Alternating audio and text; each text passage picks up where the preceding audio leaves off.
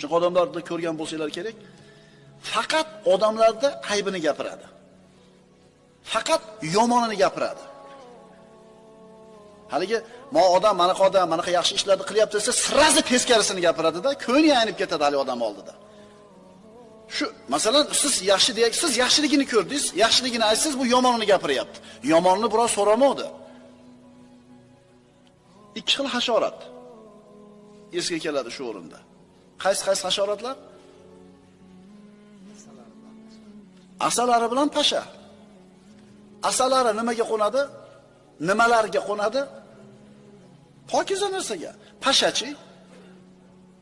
Ikkinchi ma'nosi o'zi musulmon mana vala talmizu anfusakum. Lumaza, ya'ni bir-birlarni mazax qilmaylar dekani, ikkinchi ma'nosi musulmon o'zi shu mazax bo'ladigan, hijolat bo'lib qoladigan, uyatga qoladigan ishga o'zi kirishmasligi kerak.